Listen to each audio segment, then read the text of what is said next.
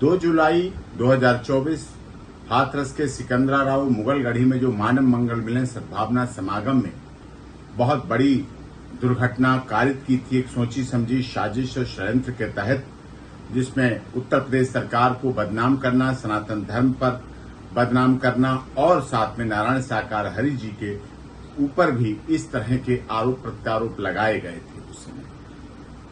आज उसमें investigation complete हो गई और 3200 पेजों की चार्जशीट फाइल की है, जिसमें 11 जो मुलजिम पकड़े गए थे उसमें मुख्य सेवादार भी थे, अन्य सेवादार भी थे, उनके खिलाफ, क्योंकि वो 3 महीने लगभग हो गए थे उन्हें जुडिशियल कस्टडी में और लीगल प्रोसेस के तहत उनकी इन्वेस्टिगेशन भी कंप्लीट हो गई थी, इसलिए उनके अगेंस्ट चार्जशीट माननीय सीजेएम साहब हाथरस की कोर्ट में फाइल हो गई है। उनके पार्ट पर इन्वेस्टिगेशन कंप्लीट हो गई है। जो हमने शिकायत दी थी, जो हमने 1100 एफिडेविट दिए थे, जिनमें घटना स्थल के प्रत्यक्षदर्शी थे, इंजर्ड के परिवार वाले थे और मृतकों के परिवार वाले थे, जिनकी सीडीआर लोकेशन, मोबाइल फोन, आधार कार्ड, अटेस्टेड एफिडेविट दिए थे, उन सबके पहलू पर भी अभी जांच चल रही है। और उसमें अन्य जो पहलू साजिश और षड्यंत्र के एसआईटी ने भी माना था और माननीय मुख्यमंत्री जी ने भी माना था, उसमें साजिश के पहलू पर जांच हो रही है और इन लोगों के खिलाफ चार्जशीट फाइल हो गई। 3200 की पेज की बल्कि चार्जशीट है, जिसे कल सभी को हार्ड कॉपी सप्लाई की जाएगी फोटोकॉपी कराकर, जिससे कि access to justice for all हो सके और उन्हें कॉपी मिल सके। उसके बाद आगे का प्रोसेस शुरू होगा।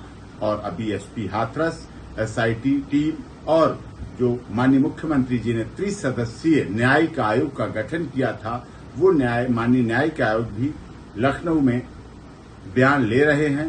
500 से अधिक के सम्मन उन्होंने जारी किए थे, उनके बयान हो रहे हैं और 1100 के लगभग हमारे एफिडेविट थे, उनको भी बुलाया जा रहा है धीरे धीरे और रोजाना प्रतिदिन वहां उनके स्टेटमेंट लिए जा रहे हैं, जिससे सत्य का पता चल सके, साजिश का पर्दाफाश हो सके, दोषी किसी भी तरह से बचने नहीं चाहिए और निर्दोष को दंड नहीं मिलना चाहिए। यही परिकल्पना नारायण साकार हरि जी की भी है और जो लोग नारायण साकार हरि जी पर आरोप प्रत्यारोप लगाते हैं वे झूठ हैं, निराधार हैं, असत्य हैं, बिल्कुल असामाजिक हैं और एक साजिश के तहत लगा रहे हैं। उनका भी पर्दाफाश होना चाहिए हर हालत में। बहन मायावती जी, जो कि स्वयं उत्तर प्रदेश की 4 बार माननीय मुख्यमंत्री रहीं, उन्हें बिल्कुल उत्तर प्रदेश की जनता से प्यार नहीं और वो आज भी लगातार नारायण साकार हरि जी मानव मंगल मिलन सद्भावना समागम के लिए हाथरस में जो दुखद घटना हुई उस पर जले पर नमक छिड़कने का काम कर रही हैं। उन्हें ना तो माननीय न्यायिक आयोग जो 3 सदस्यीय जांच कर रहा है उस पर भरोसा, ना उत्तर प्रदेश की माननीय न्याय प्रणाली और माननीय अदालत पर भरोसा, ना एसआईटी पर भरोसा, ना उत्तर प्रदेश पुलिस पर भरोसा, ना किसी भी जांच एजेंसी पर भरोसा। लगातार नारायण साकार हरि जी को व्यक्तिगत रूप से बदनाम करने के लिए उन पर लांछन लगाती हैं, झूठे झूठे आरोप लगाती हैं, जबकि माननीय जांच एजेंसियां पूरी अच्छी तरह से कार्य कर रही। हमारे ही लोग 11 लोग अरेस्ट हुए और उन पर भी जले पर नमक छिड़क रही हैं। उन्हें किस तरह से इस बात की ईर्ष्या और जलन है कि कैसे एक दलित, शोषित, वंचित, पीड़ित, निचले समाज का व्यक्ति धर्म की बात करने लगा, कैसे मानव मंगल मिलन की बात करने लगा, कैसे मानव धर्म सत्यता की बात करने लगा, कैसे सत्य का साथ, कैसे धार्मिक बातें कैसे करने लगा। क्या धर्म किसी की ठेकेदारी है?